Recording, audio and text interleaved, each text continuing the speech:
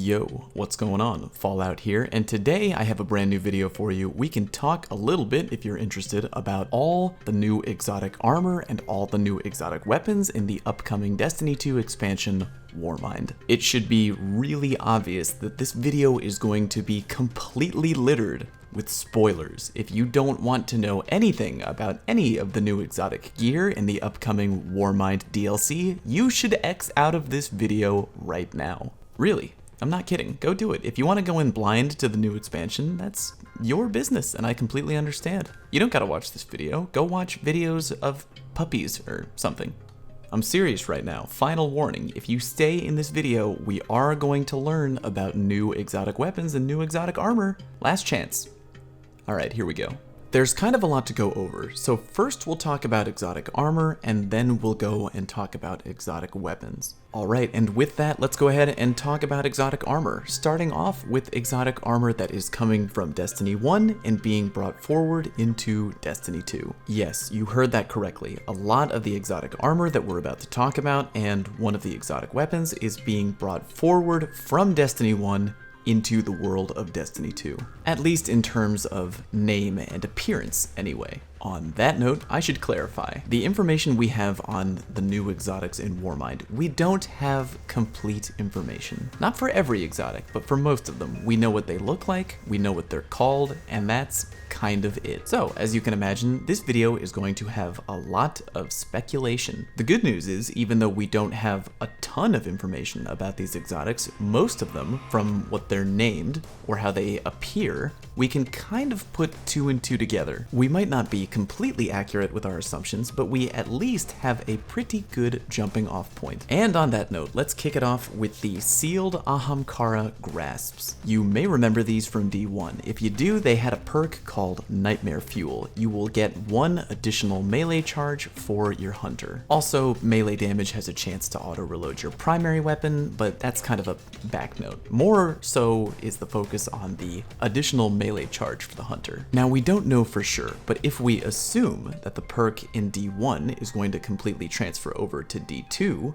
then hunters in D2 with these grasps will get an additional melee charge. If that is the case, I could see these being very well paired with the Arc Strider, especially on the Way of the Warrior skill tree, which focuses a lot on your hunter's melee. On that skill tree, killing enemies with your melee will trigger health regeneration, and also it will increase your melee damage temporarily. It'll then recharge your dodge, which in turn increases your melee range, and you see where I'm going with this. It could pair well with the other hunter subclasses too. You could get a double throwing knife situation, or you could get a Night Stalker with 2 smoke grenades, but currently, in my own opinion, I think it will pair better with the Arc Strider. Moving on, the Frosty's exotic boots for the hunter are also coming back to D2. And I'll keep saying this over and over, we don't know for sure what they do exactly right now, but if we are to assume that they are going to be coming over with the D1 perk, then hunters will be getting a tighter turn radius when sprinting, and increased grenade and melee regeneration when you sprint. As long as that perk comes over where you get your grenade and melee energy from sprinting, that is going to alone make this pair of boots really, really good for the hunter neutral game. You know me, I am a total sucker for gear that helps boost your PvP neutral game for any subclass. So keep your eyes peeled for those boots, they may be important. Moving on, we have the Eternal Warrior, the exotic helmet for the Titan. If you're like me, you may remember this as the ugliest piece of exotic armor to ever touch your Titan in Destiny 1. On the upside though, it did come with a completely terrible perk. It gave you Unstoppable for your Fist of Havoc, which gave you increased damage resistance in the opening animation of your Fist of Havoc slam. Now in Destiny 2, the Fist of Havoc works a little differently than it did in D1. In D1, it was kind of like a one and done super, and in D2, the Fist of Havoc starts as a ground pound and then turns into a roaming super. If the new Eternal Warrior helmet does something like it gives you increased damage resistance for the entire duration of your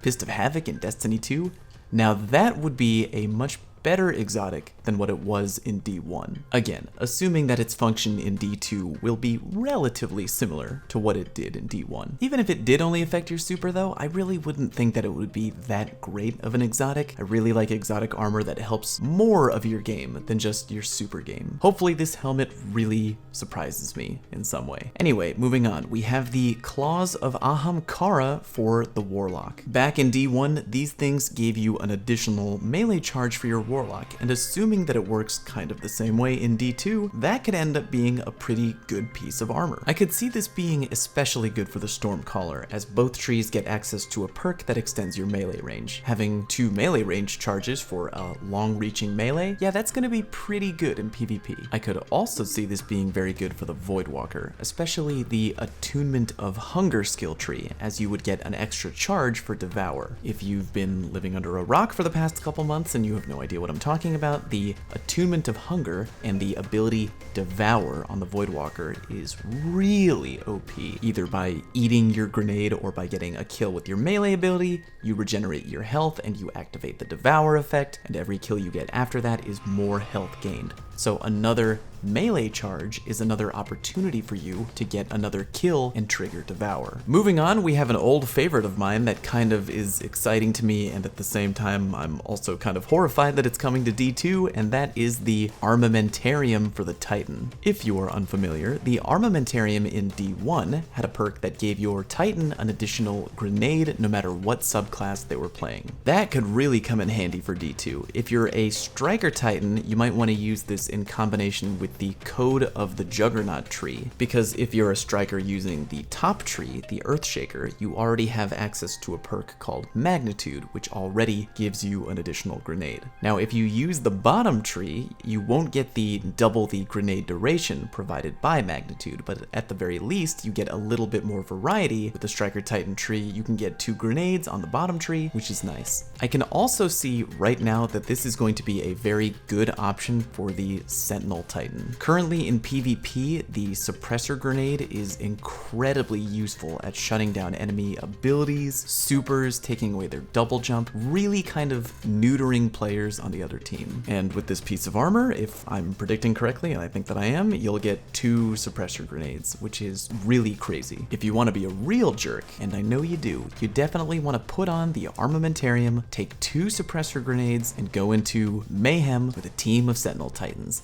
Oh, damn, won't that be fun? Lastly, for the armor coming over from D1, we have the Apotheosis Veil, which is a helmet for the Warlock. Back in the days of D1, this had a perk that would immediately regenerate your health, melee, and grenade energy when you activated your super. If you play a Stormcaller, you already have access to Transcendence on the top tree, but if you play a bottom tree, this might actually pair pretty well. If you're a Dawnblade, you are really going to want to pair this with the Attunement of Flame skill tree. You can still use it with the Attunement of the Sky, but just keep in mind that you already have access to Heat Rises, which gives you ability energy back when you activate Daybreak already, so it's kind of like a wasted opportunity. And you can use it with Voidwalker too. Either way, it might be a pretty good helmet if you play Mayhem, otherwise you might want to wear other exotic armor. Again, this is all assuming that every piece of exotic armor brought forward from D1 is going to operate in a relatively similar way that it did in D1. They could be all completely reworked, and I think that would be great, so I guess time will tell,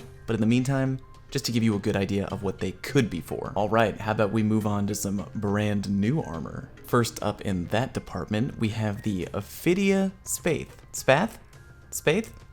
One of the two. It's an exotic hunter chest piece, and the name alone sounds very much like the Ophidian Aspects, the exotic warlock gauntlets. Definitely related because you can both see the similar pattern. They both have snakes involved somehow in the armor. Now, if they are related somehow, maybe it might mean that the hunter piece would function a little bit like the warlock piece, and if that were the case, it might mean that you could ready and reload your weapons really quickly. Could also extend your melee range. Either way, if it has either of those perks, that could be a really top tier piece of exotic armor for the hunter. I think it's a pretty good bet that no matter what, it probably does have something to do with your melee, because if you look at the exotic icon on the far left, It has the two snakes coiling around knives, which usually represents the hunter melee. No matter what, definitely keep your eye out for that armor. It has the potential to be really good if it's even anything remotely close to the Ophidian aspects. Next, we have the Sanguine Alchemy. I really don't know what to say. They look like exotic warlock robes, and I don't really have any idea what they could be for. All I do know is that the design is great. I love the way it looks. I really just want to wear this. The text on the armor reads, "There is power in blood." Maybe this could be some kind of new, reimagined version of the Alchemist's Raiment from Destiny 1. I'm assuming that whatever the exotic perk is, it might involve some kind of buff that has something to do with killing your enemies? Maybe it's more of a PvE focused piece of armor. I have no idea. If you have any thoughts about the Sanguine Alchemy, please let me know what you think they might be in the comment section. Next up, we have the Ashen Wake, which appear to be gauntlets for the Titan. Much like the previously mentioned robes, I really like the design on these gauntlets. They look damn good. I just have no idea what they could do. We know from the text though, if you look at the text on the gauntlets, it has something to do with the Sunbreaker Titan. At least, I think we can safely assume that it has something to do with the Sunbreaker Titan. Finally, we come to 3 pieces of very unique armor, and I think I'm going to tie them all together because I'm kind of predicting that each of them might be some kind of reward for completing the new raid. That's right, I definitely did mention that there would be spoilers in this video, and there is a new raid coming along with Warmind. So what are the pieces of armor? We have the Worm Husk Crown, which I believe is a hunter exotic. We have the Warm God Caress, which is a Titan gauntlet, I think. And we have the Oculus Zol. Zol? One of these days I'm gonna get a freaking book that teaches me how to pronounce words in this goddamn game. But anyway, it kind of looks like a warlock version of the Capri's Horn. You know, the Titan helmet that looks like Hive threw a wad of mud, let's say, on your Guardian's face. Each one of these pieces of armor looks very heavily inspired by the Hive. So maybe their unique perk has something to do with performing in the new raid. Don't know. I think if it were that, I would be maybe a little bummed, but I'm sure that all the PvE players out there would probably really like to have some new armor that would be directly tied to performing better in the raid. But again, I have no idea. If you have any thoughts though about what you think the new exotic armor might do, please let me know all about it down in the comment section. Alright, now it's time to talk about new exotic weapons, and we have one coming up that I am really excited to talk to you about. It is an exotic SMG, and it's called the Huckleberry. Now, surprisingly, I can tell you a lot of information about this gun. First of all, it's a brand new SMG archetype, which is the 750 RPM archetype. For those of you keeping score at home, currently we only really have 2 main archetypes of SMG. We have the 600 RPM and we have the 900 RPM. I'm really hoping that the 750 RPM is kind of like a new sweet spot. In my own personal opinion, I've always found that the 900 RPM SMGs fire a little too quickly for my liking. They're kind of too hard to control. So the exotic perk, I'm gonna read it to you. It's called Ride the Bull. Increased rate of fire and recoil while the trigger is held. Kills with this weapon reload a portion of the magazine. Successful melee hits will reload a part of the magazine and start a 10-second timer. Melee kills will extend that timer. While the perk is active, this weapon gains an increased rate of fire, more damage, and overall improved stats. That is a lot of information crammed into one exotic perk. It's all really good stuff though. Kills reloading a portion of your magazine, that's good. Having better RPM, more damage, and overall better stats during the melee timer, that also sounds really amazing. As for the other perks on this weapon, it also comes with ricochet rounds, which as most of us know, gives you extra range, kind of the way that Rangefinder did in Destiny 1. And the final perk, it's actually kind of weird. I've seen 2 different versions. In the pictures that I was sent in the press kit, the gun seems to apparently come with quick draw. But in footage that I've seen on YouTube from other content creators, I'm going to specifically name More Console. If you've seen his video on it, he shows that it has Rampage. This is a really good example of how things can change constantly between, creation and release date. So I'm not sure which of these perks the gun actually has, but For right now, think of it as it could be either or. The good news is that both perks sound really good. I mean, Quick Draw is going to give you a quicker ADS time and more handling, and Rampage will give you a 10% bonus every time you get a kill, stacks for 3 times. Both of those options sound pretty damn good. Oh yeah, one more thing on this gun. It's a member of the aggressive frame SMG family, meaning that the gun automatically comes with high caliber rounds built in. That's true, by the way. That was mentioned by Bungie in an interview on Crucible Radio. If your gun has aggressive frame, it has high caliber rounds built into the gun. That means that as an SMG, this is going to do more flinch. Overall, this gun I'm predicting is going to be an absolute monster in PvP. As long as the recoil is even somewhat manageable, this gun is going to absolutely rip people apart, so definitely keep it on your I must get this gun list when Warmind comes out. Finally, we do have one more exotic gun to talk about, and that is the Suros Regime.